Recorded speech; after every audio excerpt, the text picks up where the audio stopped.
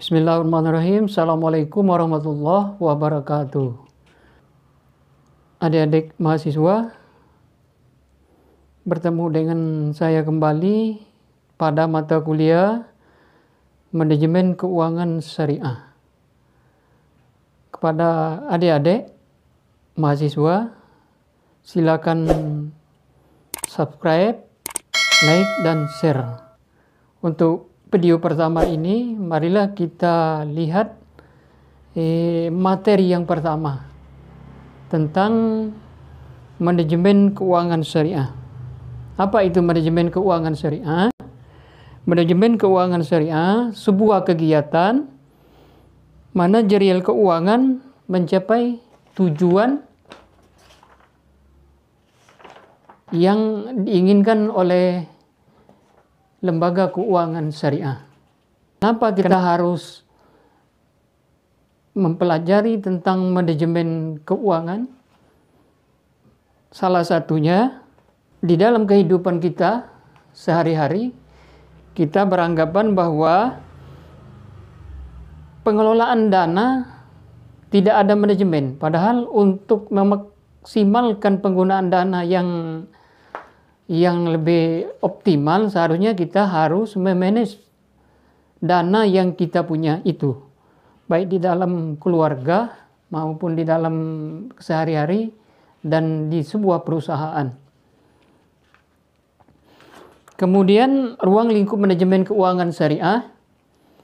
Ruang lingkup yang pertama adalah aktivitas atau kegiatan dari mana kita memperoleh dana.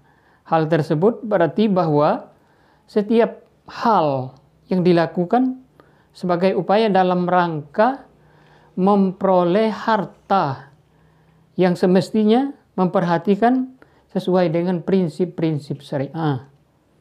Seperti mudharabah, kemudian musyarakah, salam, kemudian istisna, dan lain sebagainya.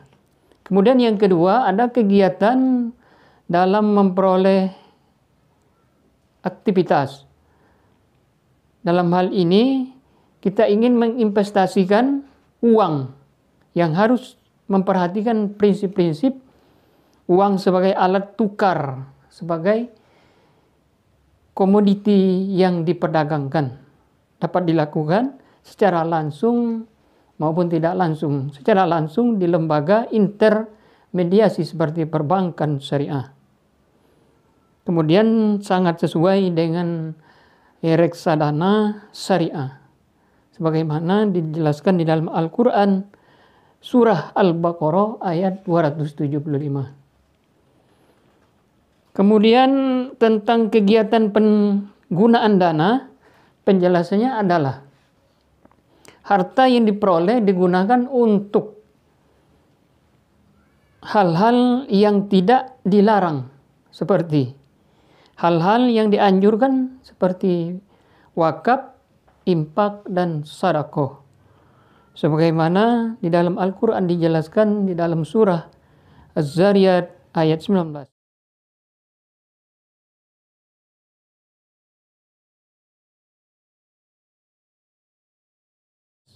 Dan Quran surah Al-Baqarah ayat 254.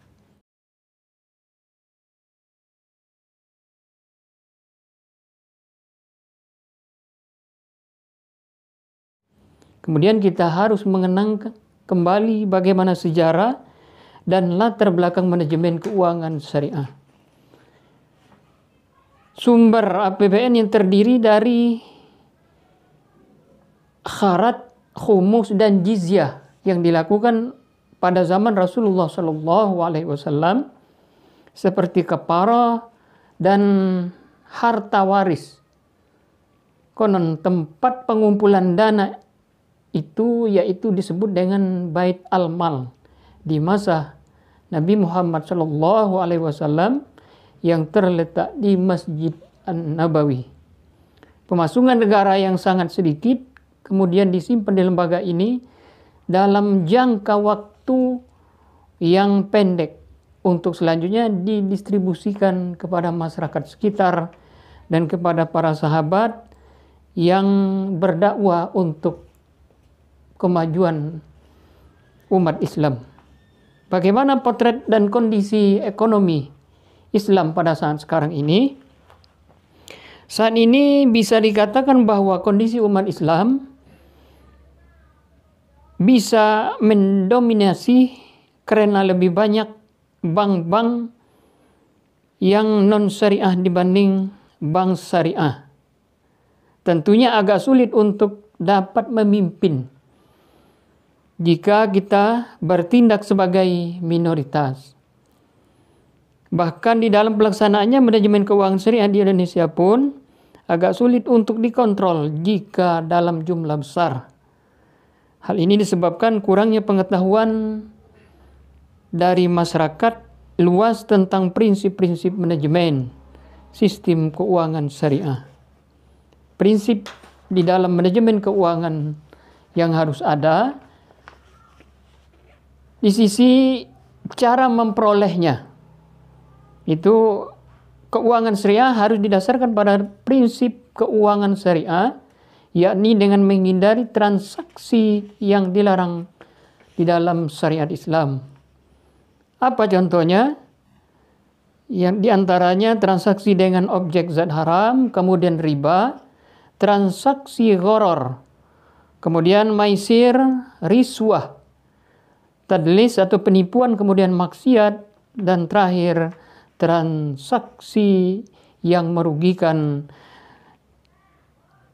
atau membuat masyarakat zalim, transaksi yang tidak memenuhi syarat di dalam akad.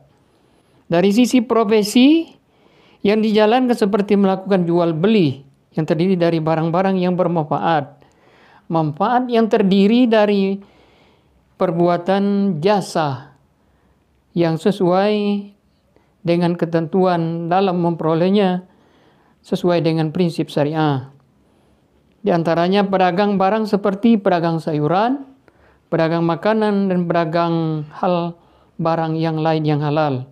Kemudian pedagang manfaat barang adalah pemilik penyewaan kendaraan misalnya, pemilik penyewaan rumah dan lain sebagainya. Kemudian pedagang yang manfaat perbuatan jasa adalah jasa seperti desain grafis, kemudian laundry dan lain sebagainya. Dari sisi pembelanjaan, dalam hal ini pun kita harus menghindari dari transaksi yang tidak sesuai dengan prinsip syariah. Namun kita harus mengetahui bukan hanya dari sumber dananya, namun mengalokasikan dengan halal seperti memberi nafkah, kemudian kepada diri sendiri dan orang tua, istri, anak, saudara, dan kaum duafa lainnya.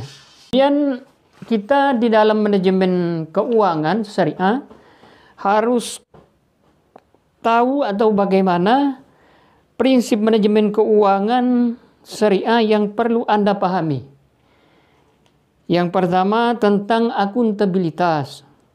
Ada prinsip akuntabilitas. Pengertian akuntabilitas, bentuk dan tanggung jawab atau kewajiban moral atau hukum di mana hal itu melekat pada suatu individu, kelompok atau korporasi yang memberikan penjelasan tentang kewenangan yang dimiliki. Dengan kata lain, setiap pihak yang bersangkutan mesti menyampaikan segala hal yang bertentang dengan sumber daya dan kegiatan tertentu dipertanggungjawabkan. Kemudian transparansi. Kita tahu tentang apa itu transparansi. Pengertian transparansi dalam konteks manajemen keuangan adalah suatu bentuk sikap di mana setiap kegiatan harus terbuka dan tidak disembunyikan walaupun sedikit apapun bentuknya. Seperti dalam hal ini bisa dibuktikan di dalam laporan keuangan, ketepatan waktu pelaporan, dan lain sebagainya. Kemudian integritas. Inilah prinsip dari manajemen keuangan. Secara umum, integritas tindakan di dalam kegiatan operasional perusahaan yang dilakukan secara adil. Arti integritas itu adalah secara adil dan jujur, sehingga apapun yang menjadi tujuan perusahaan tercapai dengan baik secara integritas transparan. Sebagai contoh, pembuatan pelaporan keuangan, kemudian pihak-pihak manajemen terkait mesti menjaga sikap integritas ini. Apa yang dihasilkan sesuai dengan murni bagaimana prinsip atau kegiatan di lapangannya, tidak ditambah dan tidak dikurangi. Artinya integritas, kepercayaan apa adanya yang harus kita pertanggungjawabkan. Kemudian yang keempat, konsistensi. Konsistensi secara umum adalah tindakan atau kebijakan keuangan yang dilakukan sesuai dengan perencanaan dan tidak menyimpang dari tujuan serta dilakukan secara teratur, artinya sesuai dengan SOP. Ada standar operasional prosedur. Sistematis, konsep yang sama melainkan dilakukan sesuai dengan tujuan perusahaan. Adik-adik, mungkin ini pengantar pertama tentang manajemen keuangan syariah. Silakan dipahami, kemudian didiskusikan di lain kesempatan. Dan saya tutup dengan wassalamualaikum warahmatullahi wabarakatuh.